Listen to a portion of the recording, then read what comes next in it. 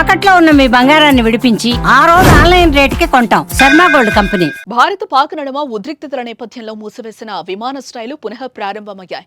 మొత్తం 32 విమానాశ్రయాలను నేడు తిరిగి తెరుచుకున్నాయి.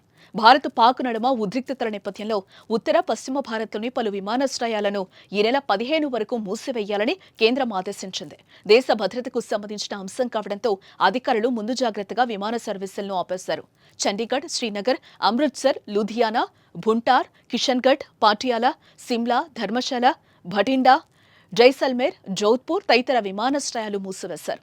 ప్రభుత్వం తీసుకున్న నిర్ణయం కారణంగా ఆయా ఎయిర్పోర్టులకు రాకపోకలు రద్దు చేసినట్లు విమానయాన సంస్థలు ప్రకటించాయి. ప్రయాణికులకు ఉచితంగా టికెట్లు రీషెడ్యూల్ చేసుకునే సదుపాయాన్ని విమాన సంస్థలు కల్పించాయి.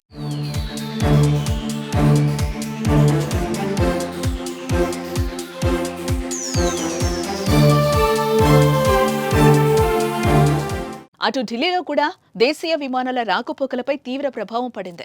అనేక సర్వీసులు రద్దయ్యాయి. జమ్మూ, చండీగఢ్లో చిక్కుకున్న విమాన ప్రయాణికుల సౌకర్యార్థం రైల్వే శాఖ ప్రత్యేకంగా 4 రైళ్లను అందుబాటులోకి తెచ్చి వారి స్వస్థలాలకు పంపించారు. అయితే ప్రస్తుతం పరిస్థితులు అదుపులోకి వచ్చాయి. భారత్ పాక్ మధ్య సీజ్ ఫైర్ ఒప్పందం కుదిరింది. ఆదివారం నుంచి ప్రశాంత వాతావరణం నెలకొంది. ఈ నేపథ్యంలో విమాన రాకపోకలు ప్రారంభమయ్యాయి. విమానయాన కార్యకలాపాలను పునరుద్ధరిస్తూ సంబంధిత అధికారులు నోటం జారీ చేయడంతో ప్రయాణికులకు విమాన ప్రయాణ సౌకర్యం అందుబాటులోకి వచ్చింది. దీంతో అంతా ఊపిరి పీల్చుకున్నారు.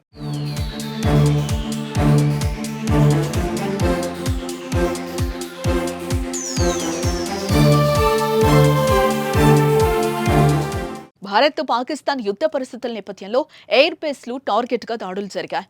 పాకిస్తాన్ ఎయిర్ బేస్లను భారత్ ధ్వంసం చేసింది. 26 చోట్ల పాక్ డ్రోన్లతో దాడులు చేసింది.